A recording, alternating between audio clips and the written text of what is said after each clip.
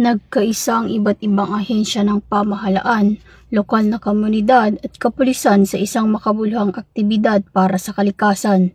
Isinagawa ang tree planting activity sa Barangay 8, Mamburao Occidental, Mindoro bilang bahagi ng pagdiriwang ng Civil Service Month nito lamang ika-15 ng Setyembre taong kasalukuyan. Itinampok ng kanilang sama-samang pagsisikap ang kapangyarihan ng pakikipagtulungan ng interagency sa pagsusulong ng kamalayan sa kapaligiran at pagpapaunlad ng pakikilahok ng komunidad. Hindi rin nagpahuli ang mga tauhan ng Mamburao MPS, katuwang ang iba't ibang advocacy support group tulad ng KKDOT members, kaligkasan, barangay officials, faith-based at MDRRMO na nagtanim ng 1,000 puno ng bakawan. Ang aktibidad ng pagtatanim ng puno ay nagsilbing simbolikong kilos ng paglago, katatagan at pag-asa, mga pagpapahalagang lubos na sumasailalim sa misyon ng ating gobyerno at mas malawak na layunin ng pambansang kaunlaran.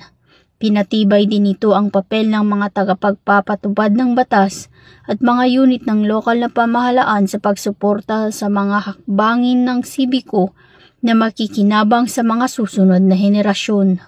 Muling ipinakita ng PNP ang kanilang malasakit hindi lamang sa seguridad ng mamamayan kundi maging sa pangalaga sa kalikasan at kinabukasan ng bayan.